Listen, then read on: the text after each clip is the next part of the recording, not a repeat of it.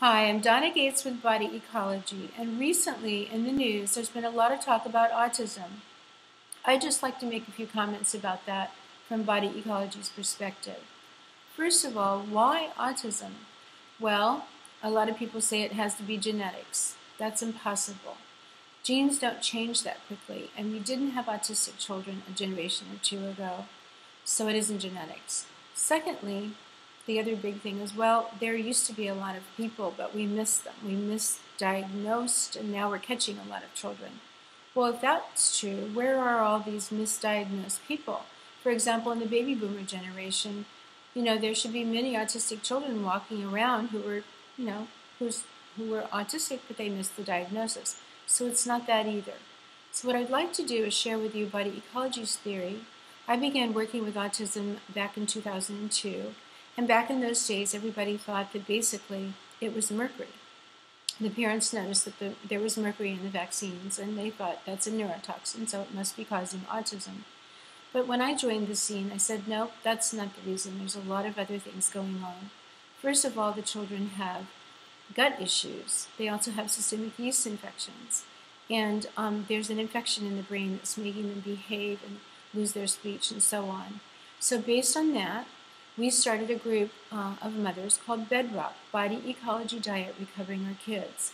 And now, over all these years, nearly 10 years really, we have helped hundreds and hundreds of children recover and make tremendous progress with autism. The BEDROK group is a fantastic group of mothers that you really must check into. That's bedrockcommunity.org.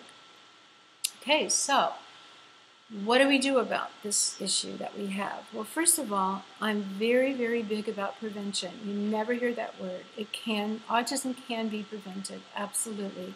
We're doing it all the time. If you talk to our mothers who have an autistic child and have gone on to have another child, that child does not have autism, and they know exactly what to do to prevent it. So once again, bedrockcommunity.org is the place to go for that.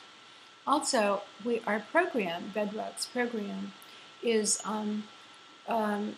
very effective. One of the things we're doing is we're eliminating gluten and casein, which is recommended, but we go a step further, and the diet has always been a sugar-free diet. The Body Ecology Diet is a sugar-free diet, but we use stevia and now Locanto as sweeteners instead. And so we are able to give the children that sweet taste that children love, but without feeding the yeast infection that every single one of them have. These children are born with a yeast infection. So I'd like to explain to you our whole theory, again, on autism. What happens is the mother becomes pregnant. She has a yeast infection, a chronic low-grade yeast infection in her body. And during the pregnancy, because progesterone and estrogen go up and glucose goes up, it's supposed to during the pregnancy, all of that feeds the yeast and makes the infection much more acute. Then what happens is she passes this infection on to her baby.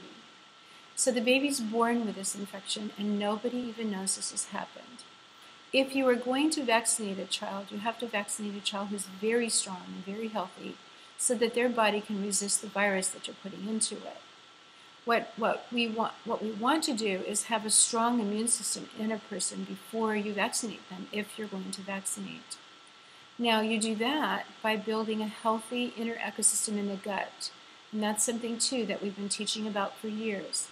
By eating fermented foods and taking a lot of healthy microbiota getting into the gut, you can begin to build this strong immune system. Now, how do you get a baby to eat fermented foods? Simple.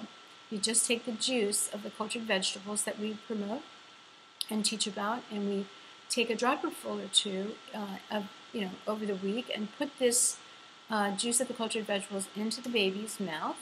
It's very sour tasting, and they make a funny face, but babies actually love the sour taste.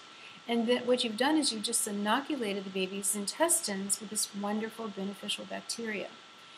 The mother's milk is sweet and begins to help the bacteria grow, and then the inner ecosystem starts to form inside the baby, and over the course of months and even a year, his immune system starts to get stronger and stronger. If you do want to vaccinate your baby, make sure he has a strong immune system. Nature actually vaccinates us by building this inner ecosystem in the gut, but it takes time for this inner ecosystem to build and to create this healthy immune system. So our mothers know this. and they know how to prevent autism. But again, getting back to the diet, we are we're starting by healing the gut by having our children drink fermented coconut water and eating the fermented cultured vegetables. These foods are extremely cleansing, so they help with detoxification. All children today are also born with a lot of dangerous toxins in their body, and nature has a way of detoxing. But when children are born with a cyst infection, they have low thyroid, low adrenal, they tend to be constipated, so they're not eliminating these toxins from their body. And again, building this healthy gut, the microbiota in the gut help with constipation. So the baby starts going to the bathroom, he starts eliminating these toxins right away. The whole program is just really amazing the way it works. So please, if you don't know about BEDROK, go to bedrockcommunity.org. It stands for Body Ecology Diet, Recovering Our Kids.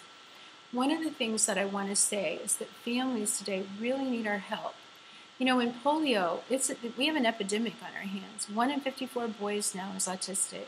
And years ago, when polio broke out, there were actually treatment centers created around the country where parents could go with their children and receive free care to help their child recover.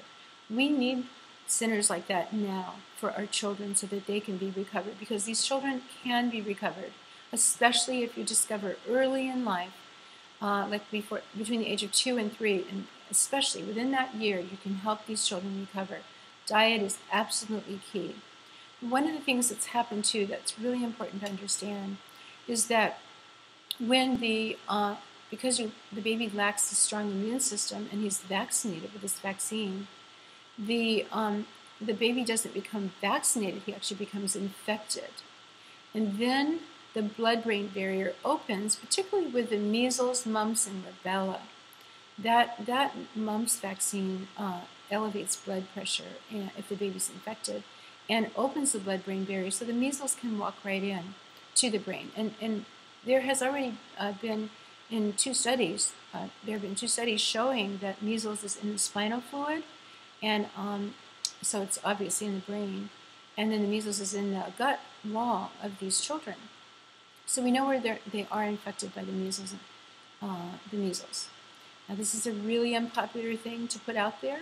You know, the drug companies don't want this information out, so we've been teaching it for years, but I've decided that it's really important to kind of go on this call here and put this information out there, because this is the answer to preventing autism completely. But you know, so what happens is the baby's weak, and when he's vaccinated, he has a serious infection in his body that's overwhelming the immune system, and then he gets vaccinated, so he becomes infected. The infection is damaging the brain. With children with autism, the left region of the brain, called the Broca region, is damaged. When a child has Asperger's, it appears that the right side of the brain is damaged, so that they can still speak. The Asperger's child can still speak, but there is some damage in the brain. Now, obviously, the answer is to heal the brain. Every single thing that's going wrong with the children has to be treated separately. You have to correct digestion and heal the gut. You've got to bring the yeast infection under control. You've got to heal and you've got to build that strong immune system, and that's how you bring the yeast infection under control, and with diet. And then you've got to actually go in and treat the brain because it has been damaged. That's where I think we're going to find stem cells are the answer for that. Anything that works on the nervous system and brain is something that we should be looking into for our children. But with stem cells, there's even a very good chance with the autistic children who are much older, like teenagers and adults, where the autism is set in. You know, that's going to be, I'm very certain, the answer for the older children. So we need to be doing research on this very issue. The children need to be given enough stem cells for them to be effective, and they need to get them on a regular basis, at least once a month for 6 months or so until they've recovered. The work around stem cells, and it's just going too slowly, and it's actually going to be one of the most important things that we can do. However, when you go for stem cells, you want to be sure that you have a really healthy child. You want to bring the inflammation down in the body, get that yeast infection under control.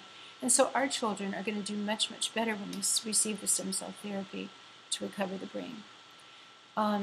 So what can we say? Well, There's so much more to know about this subject, and I hope that you'll go to bedrockcommunity.org or go to our website, BodyEcology.com. The main thing I want to say, sort of as a last thought, is there's no focus on prevention, and this is a condition that can be prevented. Thank you very much.